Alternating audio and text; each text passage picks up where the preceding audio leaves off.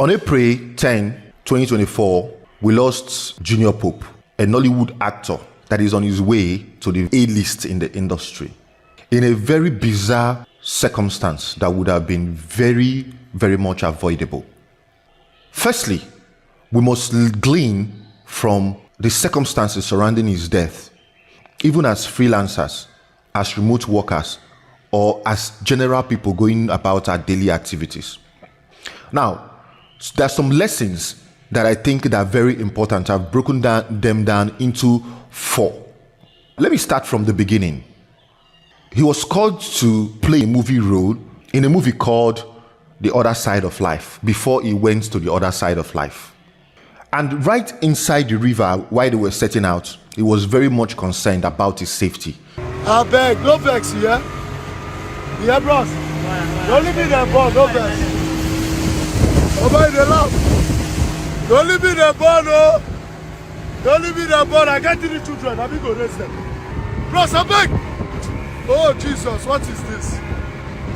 Bros, I beg, I beg. I beg. I beg, take a small spot. Don't like, this is a risk. Sweat Nation, see the risk we take. There was no life jacket. So during this circumstance, I actually went on Jumia and I discovered that before now I didn't know the price, but life jacket is actually sold for 24,000 and the minimum you could get is actually 13,000. So let's assume that the movie role is paying up to 2 million. The producers, the crew members would have invested just a little sum to actually safeguard the lives of those people there, but they didn't. Now, what is the lesson that you can learn from this first thing? No matter the amount a job is actually paying you, the first thing that you should do is to evaluate the skills needed to venture into doing any project or task.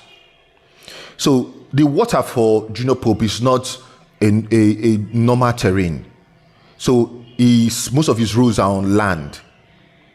But now he's venturing into the unknown.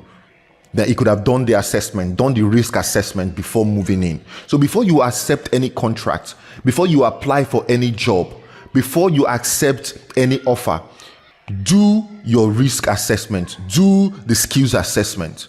Because venturing into a situation without knowing whether you would make it out could lead to instant career suffocation or death.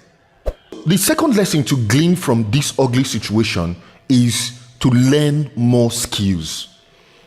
See, there are some skills in life that are survival skills. There are skills that ordinarily we need to have them in case of situations where we need to survive.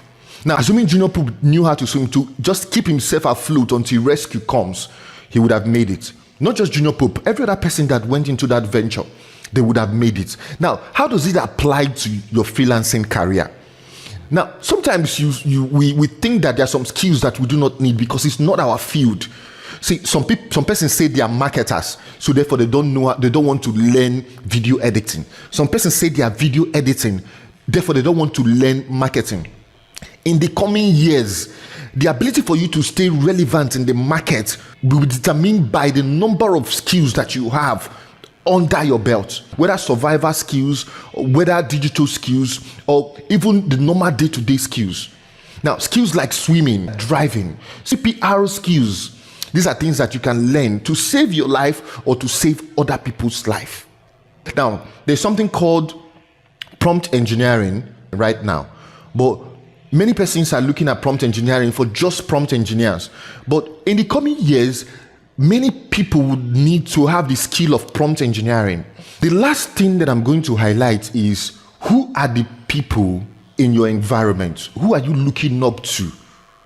Who are the people you are working with? Who are your peers? See, along the journey of freelancing or along the journey of remote work, even along the journey of your day-to-day activities, the people in your circle, the people in your environment matters a lot because their influence, their forces are stronger. And in situations like this, they can give you a life-saving support. So imagine that you already have problem with your career and you run to a colleague of yours. So, and they will just tell you, okay, this is how, and this is a lifeline support. Now, the people that rescued JuniorPope, this is not in any way criticism to them. Assuming they knew how to administer CPR, now that is the first thing. They would have just forced the water out of his lungs, the first thing, before taking him anywhere else, including the hospital. Now, look around you today. You know, as a career person, who are the people in your circle? What is your community of support? So that when you are falling or when you are dying today, are there people there to resuscitate you?